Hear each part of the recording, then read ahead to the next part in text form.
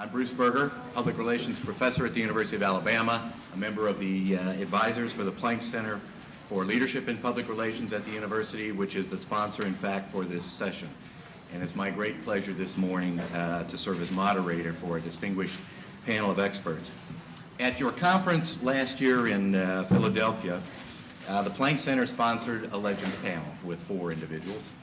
Reception for that was good. In fact, we were asked to host another panel this year. And so this morning we have 5 highly regarded leaders and professionals in the field to address some of the important questions and issues that you have raised or that are on your mind. And I'm going to introduce them very briefly in just a moment. But before I do that, I would like to recognize several people in the audience. And help me out here. If you're one of the people, stand up and let me know. The lights are kind of tough up here. I'm having a hard time seeing individual audience members. But first is Ophir Dukes here. Is Ophir Dukes here? No, okay. He, of course, was your keynote speaker yesterday. He was a winner of the PRSA Gold Anvil, and he's a longtime leader in the field. Gary McCormick. I know Gary is here. Gary? In the very back. In the very back.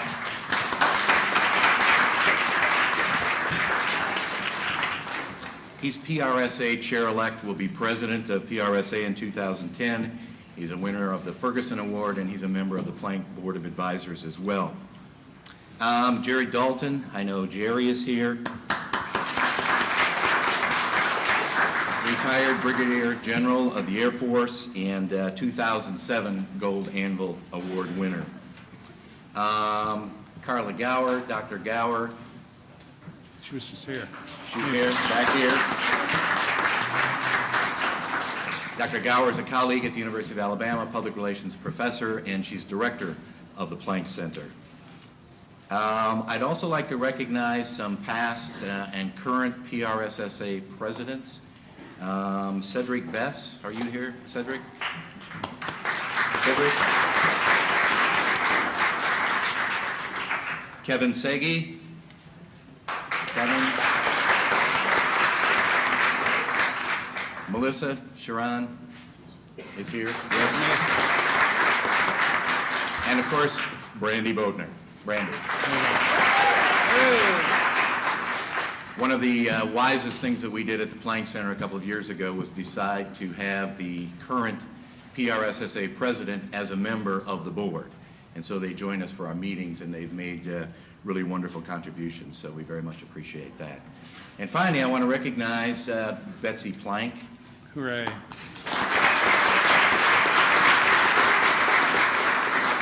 You all know Betsy. She's been a long-time passionate advocate for all of you, for public relations education, and for the profession, and she's done wonderful things for us at the University of Alabama. Let me explain the format for the session this morning. I have a series of questions that I'm going to ask our panelists to respond to for about the next 30 or 35 minutes. All of the questions were submitted by public relations students across the country and by PRSSA's executive committee, so they are really questions that come from you. Then we'll open up the floor to you for questions that you have. I imagine we'll have about 30 minutes for that, so please take the opportunity this morning to ask that burning question that you have about the profession or about the work field. There'll be time at the conclusion for you to briefly meet our panelists if you'd like to do so. I would also like to note that, in fact, we are video recording the session this morning. It'll be loaded on the Planck Center website in a few weeks, so please feel free to take a look at that in the future. Now to our esteemed panelists, who collectively represent well more than a century of professional experience and leadership in corporate, agency, education, government, community, and nonprofit settings. I'm going to first introduce Dr. Deborah Miller, who will be joining us shortly. She had another session that crossed over a little bit, but she'll be joining us. Dr. Miller has just joined the Aurora Healthcare organization in Milwaukee as Vice President of Corporate Affairs in the South region. She's a past president of PRSA and a member of the Hall of Fame. She's a recipient of the 2006 Gold Anvil Award. She was named by Public Relations Week as one of the 50 most influential women in public relations. and she's been a counselor to diverse organizations, institutions, agencies, and individuals. Mr. John Jack Felton, to my right, is founder and president, CEO Emeritus of the Institute for Public Relations. He was twice past president of the Public Relations Society of America. He's a recipient of the Arthur Page Society's Distinguished Service Award, PRSA's Gold Anvil Award, and the Institute for Public Relations Alexander Hamilton Medal, which is the big three awards in our profession. He's a retired vice president of public relations at McCormick Spice and the author of 2 books and 8 published plays. Mr. Tom Ho, to my immediate left, is retired president and CEO of Hill & Knowlton. He has extensive experience in government affairs and national politics. He, as well, is a recipient of PRSA's Gold Anvil Award. He was named by PR Week as one of the 100 most influential public relations people in the 20th century. He's a member of the advisory boards of the Smithsonian Institute's Air and Space Museum and the Vietnam War Memorial. Mr. Stephen Harris, far left, Vice President of Global Communication at General Motors, where he heads a team of nearly 600 professionals. He's a recipient of the Page Society's Hall of Fame Award and a member of the Detroit chapter of PRSA's Hall of Fame and an 8-time winner of the Automotive News Public Relations All-Star Award. Like all of our panelists, he's engaged in many community and civic activities. So thank you for joining us this morning, and here's the first question, and I would like each one of you to respond briefly to it, please. Given your past experience and leadership in the field, what's the one thing you most look forward to in the future of public relations? And let's begin with Tom, please. Thank you. Golly, to narrow it down to one thing is a real challenge. I think there's a tremendous opportunity in the area of public relations. Primarily, I'm going to prioritize it, even though I said that's going to be tough. Right now, I think we could all agree there's a considerable lack of trust in the traditional pillars of society. I think of the traditional pillars of society as government, media, and corporate America. That trust has deteriorated significantly over the last several years. Well, the answer to restoring that trust obviously is leadership, but beyond leadership, it's effective communications. Effective communications comes from us in the profession, in our chosen profession. But it's a challenge, but it's an opportunity, I should say, that has some challenges with it. And the challenge is to make sure we prepare ourselves to not only understand communications and media, but to understand the business of business, to understand the importance of globalization, to understand the importance of diversity, et cetera. So great opportunities out there, and at the same time, a great challenge for all of us. Steve? Just 2 quick points. First of all, I guess I would say what I look forward to the most is that I don't know what's going to come in next, which is what I think is one of the real attributes, the really fun things about doing communications, public relations work. It's constantly changing. The issues are changing. The technology is changing. The trends and perceptions of people are constantly changing. And that makes it an exciting place to be. So I look forward to that. It's what's kept me going for 40 plus years of doing this. The other thing that I think is really very exciting, which many people see as a negative, talk about the fact that we lost control of the messaging or the communications channels, if we ever had control of them, is that this democracy that now exists within communications works both ways. It works for various constituencies and consumers to be heard and to communicate, but we can use those same tools, and it frees us to communicate in a way that we never could have thought or imagined before. So I find that very exciting and very intriguing, is how we're going to use those tools to be much more aggressive and forthcoming in our communications with the various constituencies that we talk with. Thank you. Jack? I agree with Steve. Charlie Brown used to say, when somebody asked what his favorite day was, he used to say, after thinking panel, and you can see Charlie Brown's all worried about what he's going to say, he finally says, you know, I've always been kind of fond of tomorrow, and I always feel that way about it too. I think the innovative things, the new tools that we have to use in communications constitute one of the most exciting parts of the field. Learning to use them effectively is the challenge. And I think we need to take all of this new, wonderful methodology for communicating and make it our own and become the very best people at sending the message, no matter what the technology is. Thank you. Next question. We're all aware of the power and importance of mentors and mentoring, and research has borne that out. I'd like you to please share one great piece of advice that one of your mentors provided to you in your career. Steve? Of course, I can't get it down to just one. I'm going to give you two. Jerry Sloan, who I worked with at American Motors and had a long career in the automotive industry and also taught at Ohio University, he taught me early on that there is no one right answer, that there's a lot of ways to accomplish the objective that you might have within communications, and by opening yourself up and including other people and letting other people take the lead, this can be a very, very stimulating and allowing inclusiveness in your organization can really help generate great results. The other thing, I think the most important thing that anybody has ever said to me, though, and this came relatively late in my career, unfortunately, and I would encourage all of you to take charge of your own careers. When we meet with people from an HR standpoint at GM Communications, we always tell them that we have a certain responsibility to understand them, their skills, what they want to do, but they have a responsibility to take charge of it as well.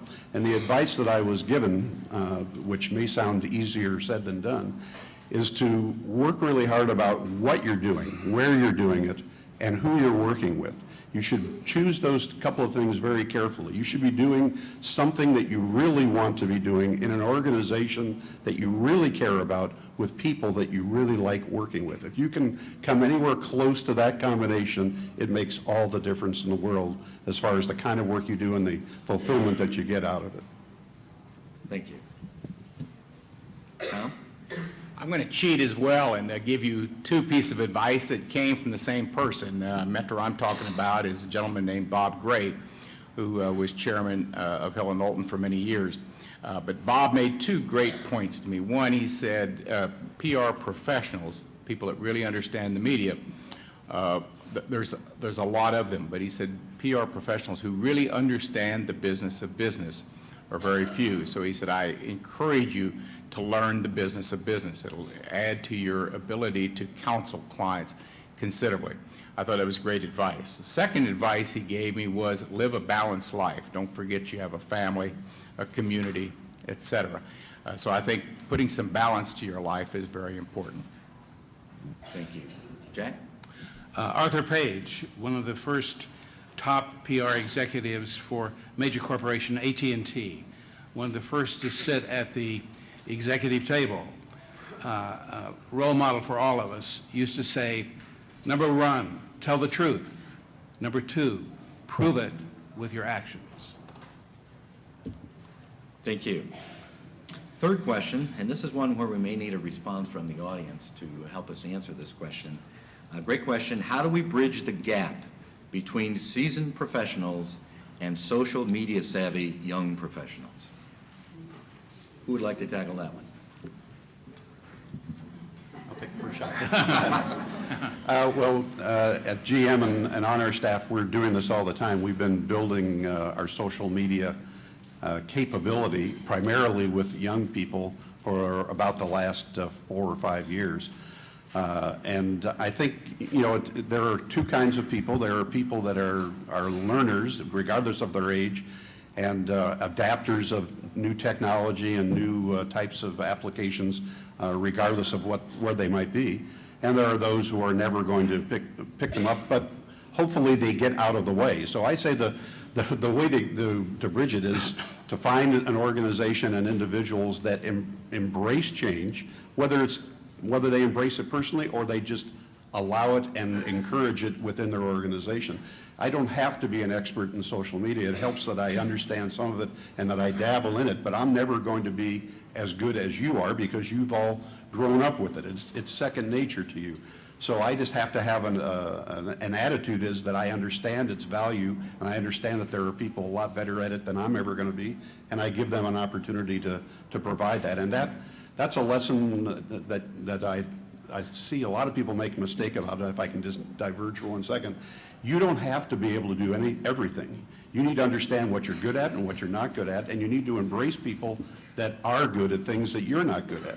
There's plenty of glory to go around for everybody if you open yourself up to that and give yourself that opportunity. Tom, would you like to comment? I don't have anything to add to that. It's a great answer, Steve. I like it. Okay. Dr. Deborah Miller has just joined us. I introduced her earlier. Thank you for joining us this morning. The next question really goes to the importance of learning through failure. The question is, describe a professional experience where you failed in some way and what important lesson you learned from it. Jack? I have to tell a little story. It takes a little bit to set it up. We were introducing, I was at U.S. Steel, we were introducing a new system, structural steel, that you could use in an earthquake area, and the steel beams fit into one another and the building could shake and not fall down. It changed the architecture of the whole West Coast and other parts of the world too. Very big, important introduction, and we had the designer and all of the top U.S. Steel officials in Los Angeles. I had worked in LA, so I was in charge of the project. Lunch was ready, everything, we'd rehearsed everybody, everything was going well, and I opened the bar and said, hey, anybody relax a little bit before the guests come. And we'd invited all of the media for the architecture world, and then the Daily Press too. And it was at noontime, because that's where you have to have press things in LA because of the traffic. We waited. 35 minutes went by before the session was supposed to start, and I was thinking, what on earth has happened? And I called a few places, and they said, oh, editor so-and-so left, so-and-so should be on the way. And I thought, what on earth is going on? 45 minutes, finally one of the top guys from U.S. Steel came over and said, Jack, I hate to ask the question, but did you send the invitations? And I said, yes.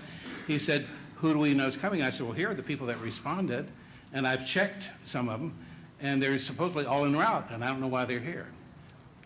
An hour after lunch was supposed to start, one editor walks in, collar pulled down, looking like the wreck of everything, and I said, where the hell have you been? And he said, you won't believe it, Jack.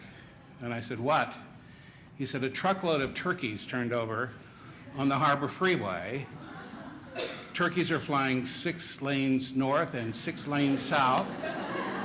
And it happened right at La Brea, which is a crossover. People are on the La Brea Bridge with shotguns shooting the turkeys. And it's like trying to get your car through World War II. Well, as I quickly got him a drink because he needed it and we got some lunch. As the editors drifted in that afternoon, and that's the way they came, we would get enough of them together and then we redo the presentation, but nobody left because nobody was going to get back on the Harbor Freeway because they knew for hours it was jammed up. So we did the presentation over and over again. The reporters, eventually all the important ones got there. They interviewed everybody. They got sidebar stories on everything. I got the best press coverage I've ever gotten, but I had a failure on my hands in terms of the lunch starting on time, and it's a good example. So anybody asks me, how do you get a good press to show up? I said, you first get a truckload of turkeys. Thank you. Someone else? Oh, I guess it's me, since I'm the last one to arrive. I was just sitting here thinking, because there are a few failures that I don't know if I really want to share. I don't want there to be any record of it, because we were able to correct it. One of the things that comes to mind is a lesson that I learned in always being responsible for what you do. One of my responsibilities when working with the Department of Agriculture was changing the whole look of a series of publications, kind of rebranding and making them look much more corporate than the government publications usually are, you know, with glossy paper, full color pictures. And I was working for the Department of Agriculture, Federal Crop Insurance. And what happened is we started reprinting these brochures on corn and wheat and grain sorghum and other things that we eat, and you don't even think about it. And as I was going through the final draft that I'd asked someone to take a look at and send to the printer, I realized that there were 2 typos. Now, those typos may not mean much, but when you're talking about 5 million copies, and it was going to be duplicated, we were able, though, to go to to catch the printer, and this is before we had all this great laser printing and everything. Fortunately, we were able to go to them and take these copies off the press. So we'd only run, fortunately, about 1,000, a couple of thousand of them. But the responsibility was mine. So it was my responsibility to take that last final look and sign off. So the lesson is, if it's on you, it's about you, so don't give it up.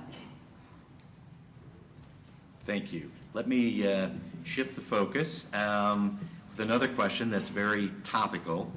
This decade has been marked by a number of accounting scandals and a lot of greed at big companies. And our national economy today is in serious turmoil. Do these situations represent any opportunities for the public relations profession? Steve? Why are you calling on me? I think when you look at the situation that's going on a global basis with our economies and with the feeling of who can you trust, where do you go, I think this is maybe going to be looked back on as the finest hour, or certainly the greatest hour of need for really professional communications and public relations help. Without going into a lot of detail, I mean, I came back to GM. I had been retired in 2003 and consulted for a couple of years, and then was asked to come back in 2006. And I came back because I cared about this place. I care about the people that are at General Motors. I care a lot about the role that General Motors plays within the country and in the global economy. And so I don't know what would be a better reason to change your personal plans or do what, to take an opportunity to come back and be involved in something than a situation like that. So I think people always talk about the golden age of communications, and it's always 15 or 20 years ago. I always think it's right now or it's ahead of us, and certainly right now, given the seriousness of the situation that not just the automotive industry, but virtually every industry, corporation, and institution that we have is going through right now, this is the golden age. This is the golden opportunity to show what we can contribute in so many ways within these organizations. And so I think that you are about to embark on careers at what is absolutely maybe the most critical time for communications that anybody has ever seen. So I think it's a very noble choice that you were making, and a very needed one. I would only second what Steve said. I said in my early comments the loss of trust that we've seen in the traditional institutions. So I think, as he does, that this is a golden opportunity for us, because when you think about it, our role as communicators is we should be the last bastion, if you will, of truth-telling. And that's really what the country is begging for right now, in my judgment, from all of these traditional pillars of society, is somebody to level with them. So I think it's a great time, a great opportunity for us, but a big challenge again. Thank you. I'd like each of the panelists to respond to this, and next question, we'll start with Jack. What is the one trait that has most helped you succeed as you've worked in the public relations profession? The one trait. I'm type A, and I do checklists. And although I didn't have a checklist for turkeys being turned over, I have had great checklists. And I think very, very careful, detailed planning. A lot of what we do is in the details. She talked about a misspelled word. A lot of the detail, I found an accounting error on a final draft that the financial department at major corporation had signed off on, $4,000 error. And I went back to the chief financial officer and said, this doesn't look right to me. And the only reason I knew about that was that I had taken a course on for non-financial executives from the Wharton School. And I didn't know that much about accounting, but I knew when stuff didn't add up the way it was supposed to. I think we have to be, in this kind of financial situation, we need to get into some courses, and if you haven't taken some accounting or some math or some of those kind of courses, get yourself in a correspondence course. Take a beginning accounting course. I even took a beginning legal course. Not that I wanted to be a lawyer, but I had to work with so many corporate lawyers, I had to learn their talk. I didn't have to learn how to do the law, but I needed to know what they meant with the words they were using. And I think you need to know what financial people mean with the words they use. And it's a different language than just normal journalism jargon. Deborah? Well, I agree with all of my colleagues here, but I think I'd like to add one more point. You need to be able to think it all the way through. And you need to begin to do exercises that kind of help you do that. We have a tendency to start at the beginning and stop in the middle. We don't ever think about what the outcome could possibly be and all of the contingencies. As long as this profession exists to influence behavior, I think it's critical that you begin to understand human behavior if you don't. If you're not reading, if you're not consuming information, and if you're not open to lifelong learning, you're not going to be successful in this profession. You have to constantly stay on top of what's going on. You don't have to be deep, but you certainly have to be at least a mile wide, because there's so many things that you, as the resident communicator, are going to be called upon to communicate about. And it's critical, if you're going to be successful, to know, as they've said too, how money is made and spent and lost in the world. And you're going to have to keep up with the technology, as well as begin to develop what I consider to be some social interaction skills. You guys are great with social marketing, but your social interaction on the Conversation 101 needs work. It needs a lot of work, because the deal is going to be cut with the person who can look the other person in the eye, and they can see what you're thinking and whether you're trustworthy and whether you're telling them something that they can believe and they can take with them in terms of making their decisions. Thank you. Tom? You asked for the top skill, and I suspect that's subjective, depends who you talk to, right? But if I had to assess myself, I've had the luxury over the last 25 years of my working career to be the head of an organization. So I look at things a little bit differently. When I say the head of an organization, I'm talking about a consultancy in the PR field. And I think the skill that I brought there was the ability to surround myself with good talent. I think the ability to judge people in the interview process, to figure out who can complement the other skills that you have existing in that organization to make yourself, make the whole greater than the sum of the parts, if you will, is very, very important. Tom stole mine, because I was going to say exactly the same thing. I think if I have a skill, it's that the ability to identify people that are a lot smarter than I am, which is not so hard, and to have the desire to surround myself with them. And I think the era of the lone wolf, the person who wants to do it all themselves, is gone. I mean, you still have the time for individual leadership, people that can lead teams, people that have a great idea. The best idea still wins, but you need a large group of people, not only within communications, but cross-functionally in these organizations to make things happen today. So exactly what Tom described, I would hope, is maybe my strongest attribute, and I believe it's served me extremely well. Thank you. The next question really goes to an issue not only in the profession, but in the academic world and our social world. And here's the question. Diversity in the profession seems seriously out of balance. A lot of women, a lot less men, and very few women or men of any color. What can we do to bring greater diversity to our professional ranks? I'll take the first shot. I can just tell you what we're attempting to do. We haven't had a great deal of success, so I don't say this from a position of someone who has figured this out. But I think what we have basically decided is that we're going to develop our own. that we're going to invest in people like you and give you the opportunity. And I think what we've learned is that opportunity needs to be very different than it was 20 or 30 years ago, or even more when I was starting out, and that the expectation for responsibility early, the expectation to move around and to have different opportunities very quickly in your career is very different.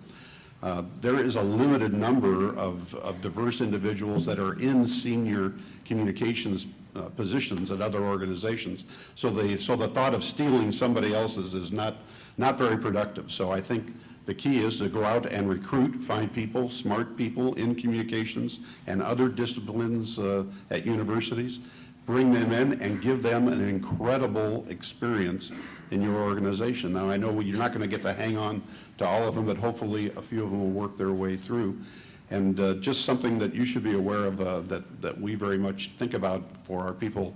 We tell people that if you want significant responsibility at GM Communications over time, then you're going to have been in internal communications, you're going to have to have done media relations, product communications, and you're going to have had an international assignment with us. If you're not willing to work in all those areas and really dig in those areas, then the opportunity for really big responsibility, and when I say that I mean tens of millions of dollars of budget, tens and dozens of people working for you, probably isn't going to happen.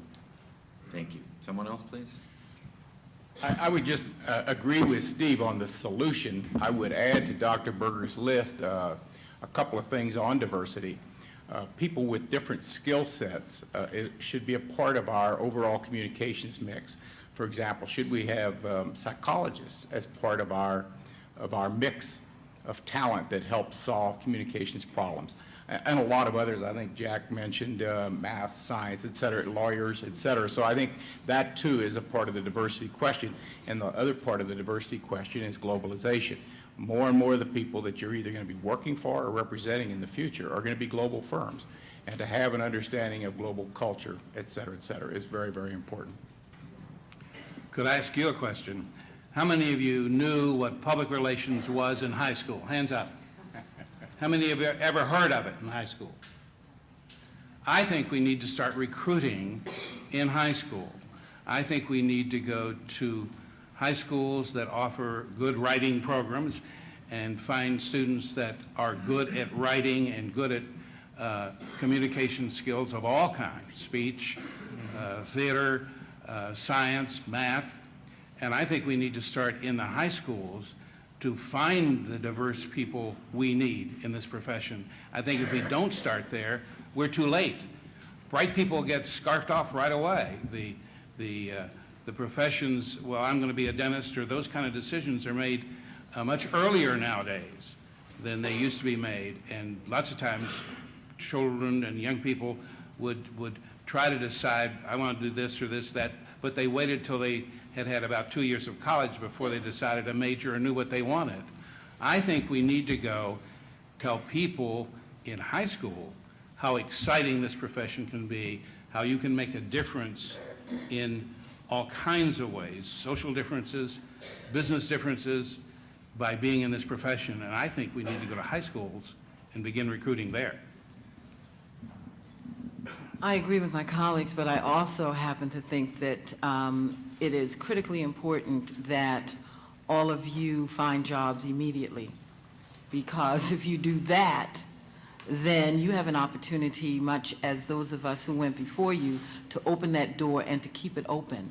I think that has probably been one of the greatest challenges, is that those of us who have kicked open the door, broken the ceilings, at least shattered some of it, and continue to mentor and encourage, there hasn't been individuals who've been willing to pick up that banner and move forward in organizations and make the commitment, even publicly or quietly, to bring more people of color and or individuals of diverse backgrounds into the organizations that we work for.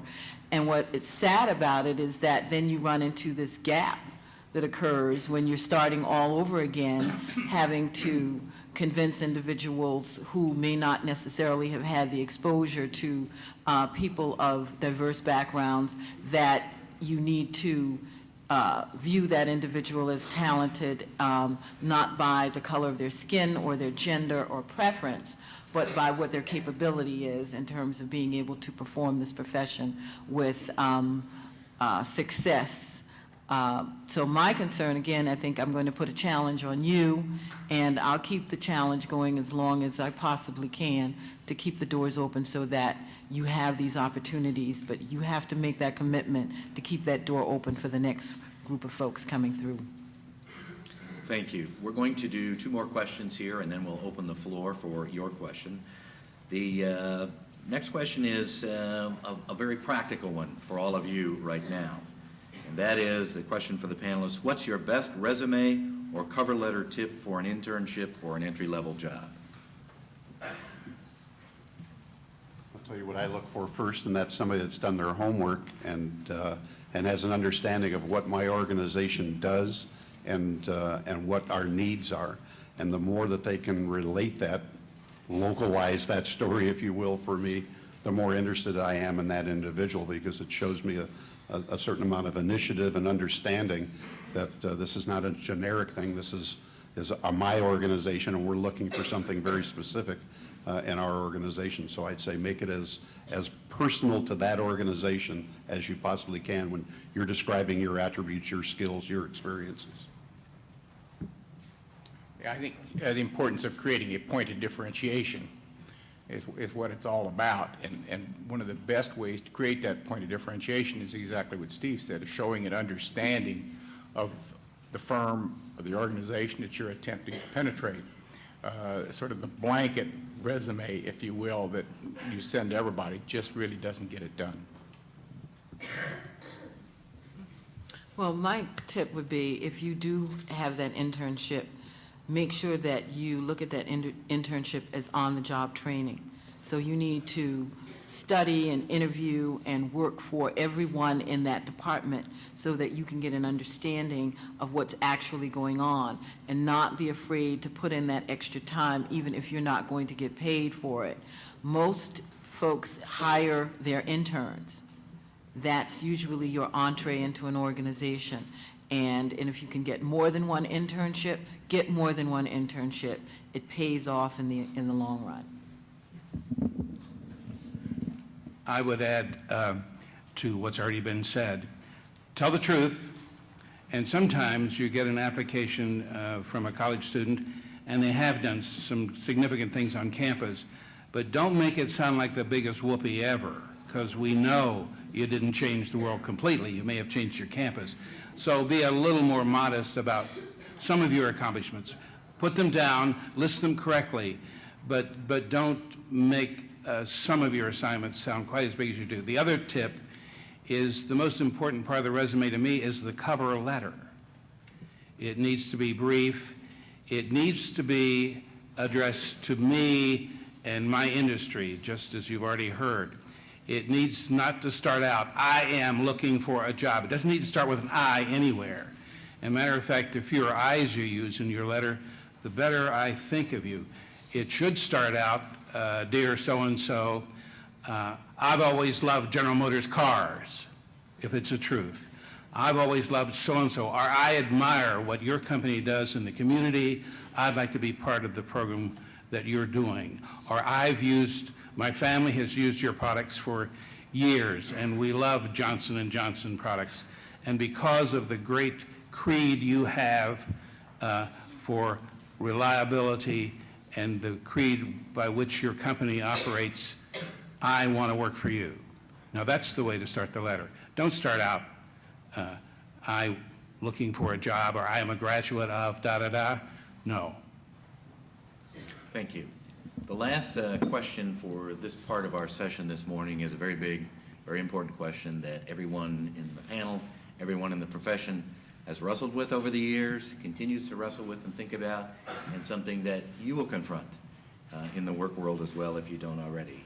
It's my personal favorite of the many great questions that were submitted.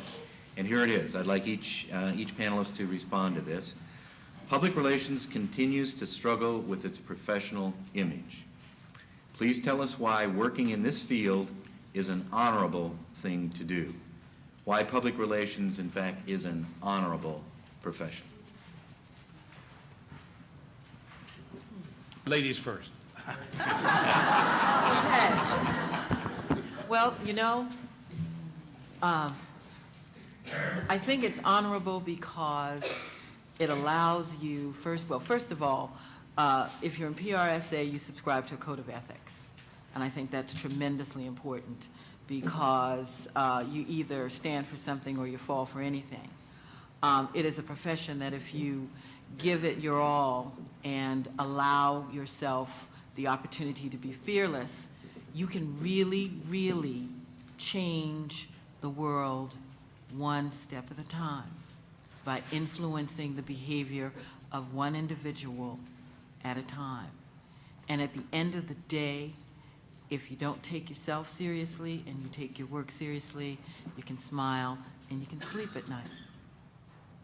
That's why I think it's honorable. Thank you. Jack? I think you have a chance to make a difference. And the reason I love this field is that you can change an attitude and a behavior and a purchasing decision and a political candidate. And if you do what I did a lot of is speech writing, you can change an audience.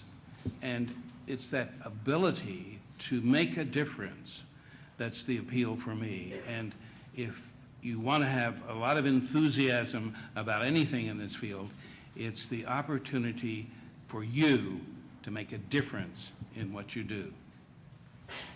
Thank you. I'm going to take a slightly different look at this. I'm going to say that the profession itself is a very honorable profession. I would say there are some people in the profession that are less than honorable. And I'm going to tie that to spin. And some of this, remember in the introduction, Dr. Berger said that I had spent some time in politics. I have watched the PR industry take some of its cues over the last 10 years, let's say, from the political world with this term of spin. I hate the word spin. That is not what our profession ought to be about. So while I think it is an honorable profession, it's incumbent upon all of you and all of us to make sure that we are truth tellers, not spinmeisters. Not too much to add other than saying that I can understand why this question is asked, but I would say that this question can be asked of any profession, any industry, any activity, if you will. And if you look at research, you realize that there is no institution, no group of people, whether it's Congress or doctors or whoever, that isn't under fire from a trust and reputation standpoint. And I would just fall back to it's all about what you want to do, and how clear that vision is of what kind of a person you want to be and what kind of an organization you want to be in. You have a choice. I realize when you're looking for a job, those choices are difficult because there aren't multitudes of things to choose from, especially in the current environment. But once you are in an organization, then you need to display the courage of doing what you know is right and speaking up. I will, without boring you with a long story, I had an experience when I was at Chrysler around a safety issue where intellectually, empirically, from a scientific standpoint, we were right, but we were wrong in the court of public opinion. And we watched our reputation and image be battered over a period of time because we resisted, because we felt we were right.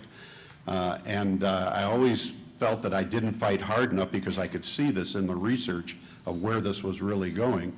And it got to the point that I sort of developed this, what I call a 3-time rule. I give myself 3 times to run into the wall to tell my leadership or my managers what I think needs to be done. And hopefully that I can be convincing.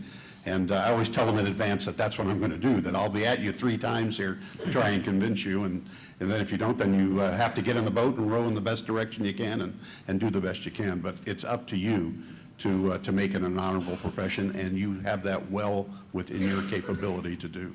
All of you do. Thank you, panelists. At this point, we'd like to open it up for your questions for these individuals. If you have a question, please raise your hand. When you're acknowledged, state your name, school, and then your question. Brandy's going to help me identify hands of people who have questions, and we'll take as many questions as we can. Please. My name is Sabrina Henschel. I'm from San Jose State University, California. And you guys all spoke about someone who has influenced you, said something to you, or influenced a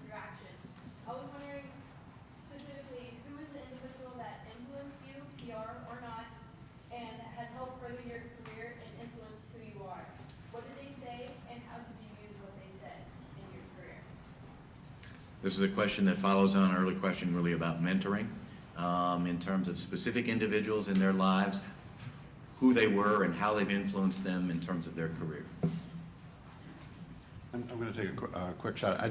I'd like to believe, and I really do believe, that I have learned from a lot of people, senior people. I worked for some legendary people. A fellow named Tony Lorenzo was one of the very first heads of communication at General Motors. He came out of the old school. He was a wire service reporter who came up to be head of communications. I've worked for people that were very academic about it. I've worked for people that had a lot of different experiences, and I've learned from all of them. But I've also learned from people at every level of the organization, including the admins and people that are just joining. And I think as things change, you learn a lot more from those who maybe have a lot less experience. So I would say just be open, learn to really listen well, and as far as one thing that I was told, I think I would go back to that the best idea can come from anywhere. There is not just one way to do that. Open yourself up to the possibilities.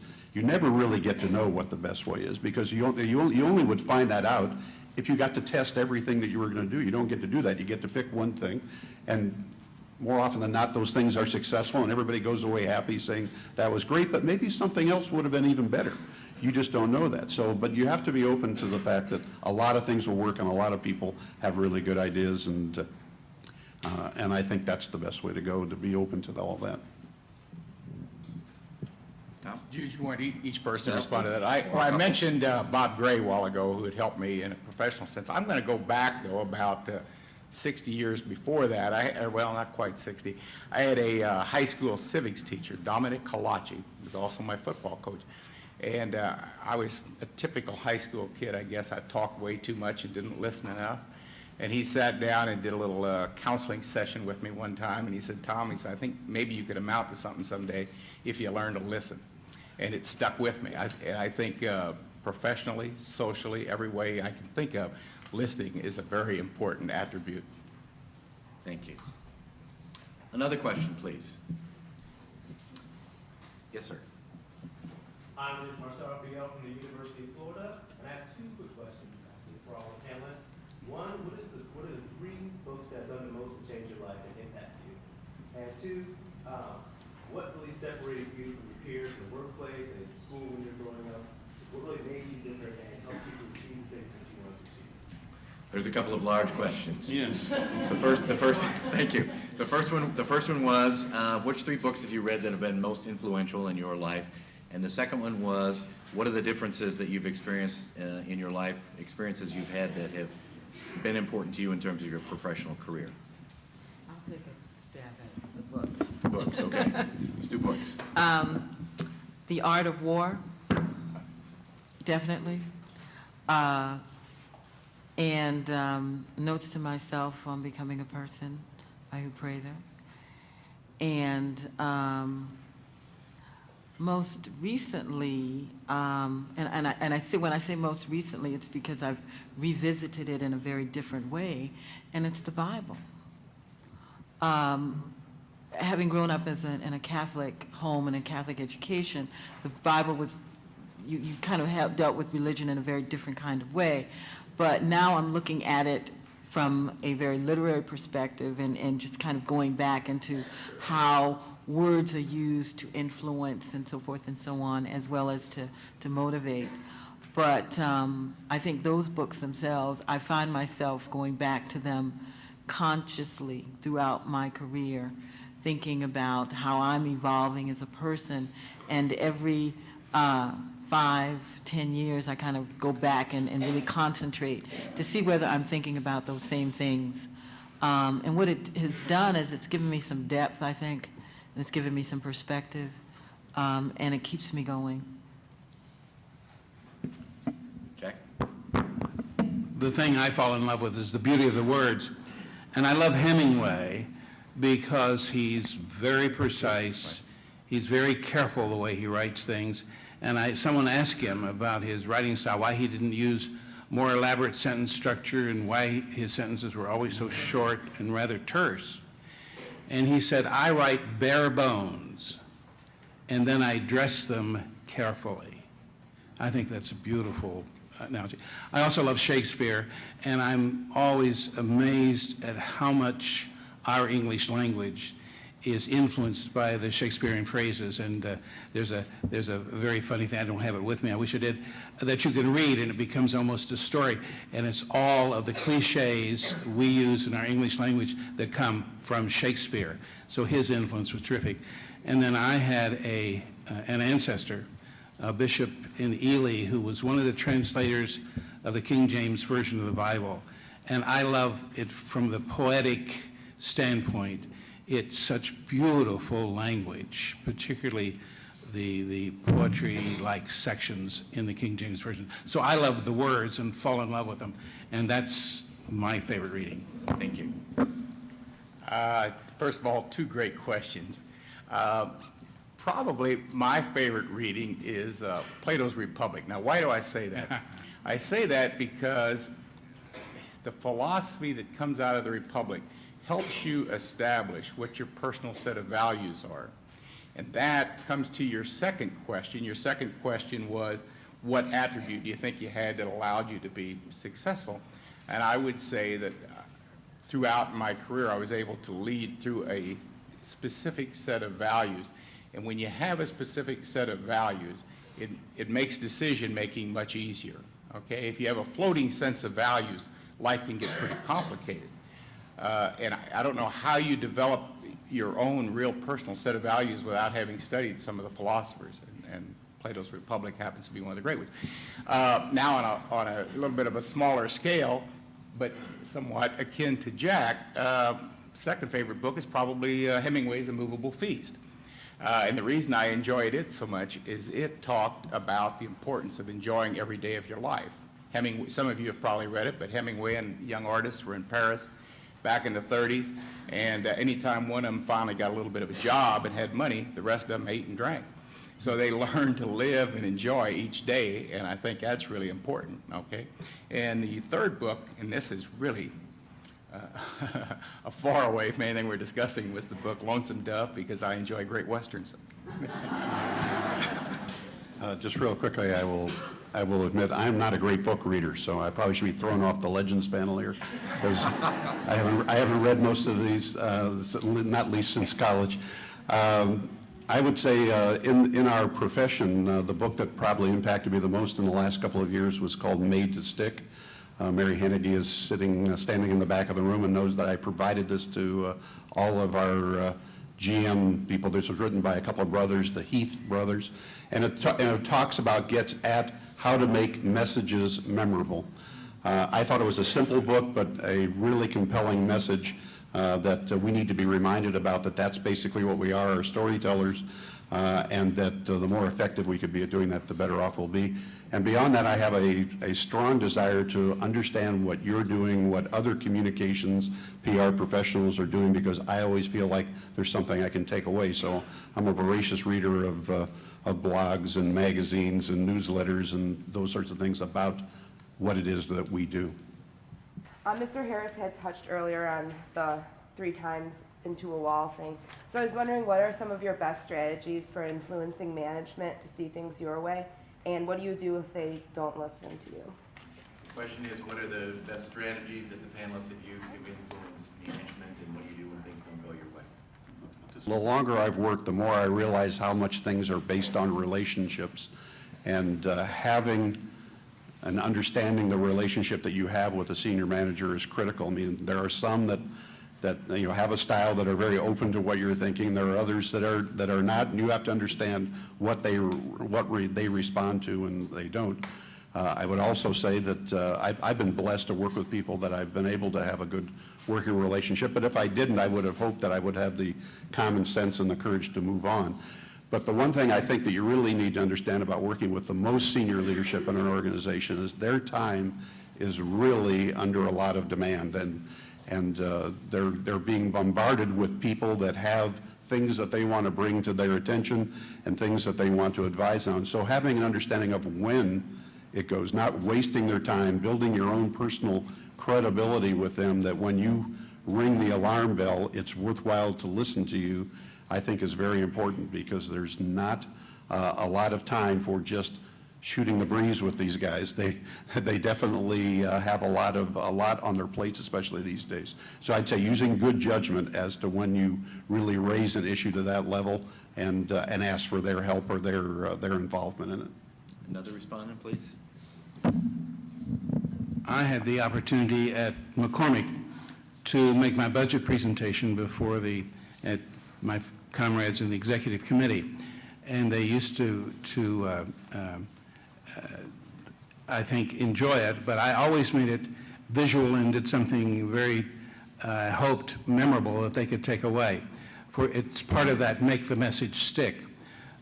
Just before Reagan went into office, I was doing a budget presentation, and I presented a fishbowl with a live fish and with pebbles and with little plant life in it, and the fishes were flying around, and they walked in for my budget presentation, and they never knew what I was going to be doing. But this one really threw them, because they couldn't figure out what on earth a fishbowl had to do with the spice industry. And so I did my budget presentation, but the main point I wanted to make was that we were in for a significant change with President Reagan coming into office, because I said to the executive committee, most of them were Republican, and I said, you know, you're going to get what you've asked for. You're going to get someone coming into office who's going to change a lot of the social programs.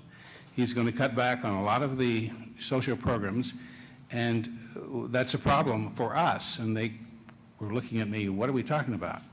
And I said, well, you know, we have a charitable contribution committee, and we give to the city of Baltimore and the state of Maryland, other places, very generously all the time. But I said, something's going to happen to you. You've got a fishbowl in front of you, and we're like that fishbowl. We are very exposed, and you are going to be bombarded as the government cuts back in programs with requests everywhere you go for a cutback, and they want us to pick up, the corporations to pick up the tab that the government's cut out. And they sort of looked at me strange, but they all took their fish bowls home with them. And some of them took to their offices and fed them and kept them alive for a while. And I'd walk in, and then suddenly they began to come to me saying, Jack, you were so right. Every place I go, every cocktail party, every dinner party, every time I'm at the club, every time I'm playing golf, somebody's trying to pick my pocket because some program's been cut back, and said, thank you for warning me ahead of time of what was coming up. But it's that kind of thing that helps get a message to stick. But it's also an opportunity when you can talk to those executives in a way that makes it very interesting for them. So try to find a way to put some life in your presentation. The other trick, and this is a real wonderful one, you know, we don't use easel boards much anymore, and that's a mistake, because you can be very interactive with an easel board. And what I used to do when I was doing anything with the financial side of it, just to be sure I didn't make a mistake in front of any of the financial people, I would put up what the various segments and parts of things were, and if there was a percentage that I needed to remember there, or a quarterly earnings figure or something else, I would very carefully pencil it in, so that when I went to the storyboard, really, and started going through, here's what this percentage is, and this is what the poll says people think about this spice and that and all that stuff, I could not make a mistake, because they couldn't see by pencil marking. I could go down there and just write in, and our quarterly earnings were da-da-da-da-da, and you remember the quarter a year ago was da-da-da-da-da, and I could write it all in. Now, that's not cheating, because I've done the work. It just makes it far more impressive if you go to the board and you can write in those kind of figures for them. It's a great technique to use. We talked earlier, one of the questions earlier was about difficult economic times that we're in. And the question goes to, how can a graduating student, soon-to-be graduating student, make a difference? How does the application process work? How in this climate can job seekers go about being successful in their job search? What kind of advice and guidance would you give them? I'm going to follow up on Deborah's point earlier about the importance of internships. You're absolutely right. Economic times are tough. Companies are going to cut back. But truth of the matter is, internship programs are really low budget for any major corporation. And if you can get a foot in the door as an intern, and then prove your mettle, it's a great opportunity to get a job. I can recall having done internships for college credit where we were able to give college credit for somebody spending 9 months with us or for a portion of the day. If that's still available to you, if you're an underclassman, that's an opportunity. Certain organizations allow interns to work for free. Other corporations, that's against the rules. But if you have to work for free for 3 months and there's a way you can make ends meet, I'd recommend doing it because, again, it's that foot in the door, as Deborah said. And if you can show how good you are during that time, it beats any resume you can draw up, any interview you can do, et cetera. I'd like to offer some other suggestions. One of the interesting things is that everyone thinks that there are jobs out there. There are jobs in all kinds of different public relations environments. There are jobs in PR at your universities, at nonprofits, in addition to agencies and associations and all kinds of organizations. If you're able to tap into those markets through local chapters of PRSA, that's great, beginning to shadow and or do informational interviews with professionals that are associated with your universities. You coming out of universities that have tremendous alumni networks. And in a lot of situations, you have alumni working at all kinds of organizations throughout this country. And having that connection is also a very positive door opener. Another thing, too, is that if you can manage spending some time, and I mean, if your parents are not saying you've got to get out and get a job today, that if they'll give you a month or two, you might even think about doing some volunteering of your time just to see what's going on at various organizations. And I always have a plan B.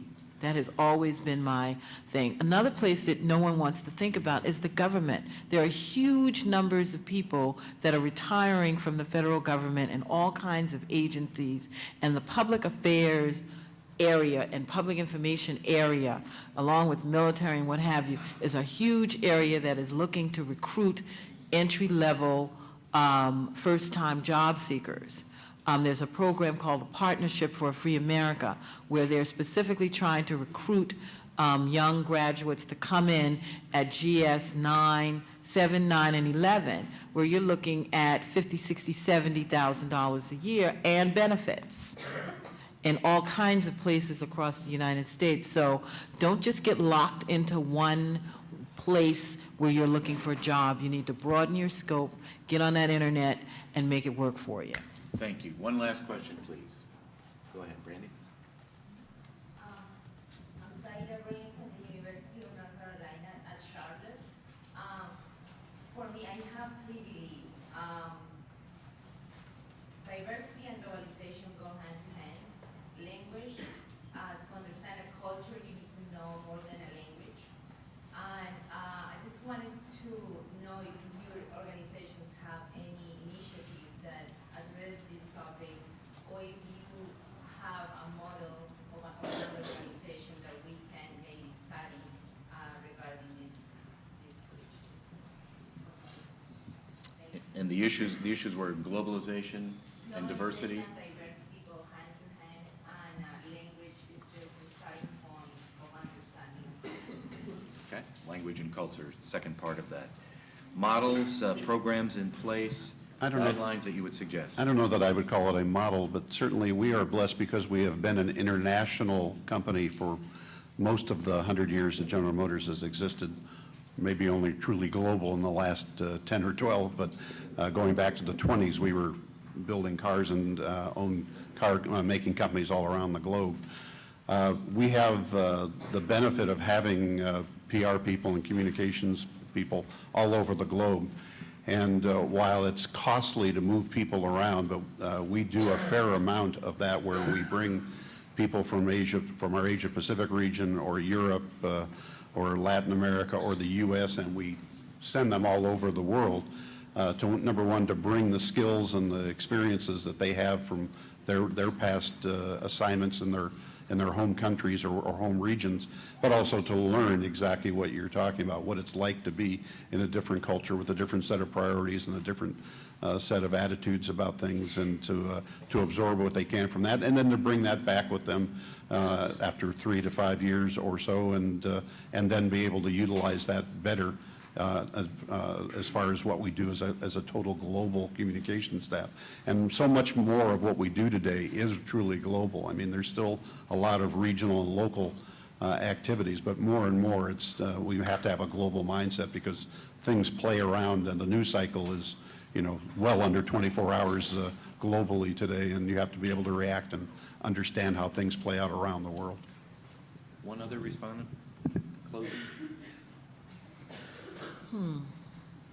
Well, I think one place you may want to look is the PRSA has an international section, and I think that section in itself has, because of how it was formed and the basis for it, there are numerous individuals that are involved in promoting those values that and those ideas that you've just shared with us.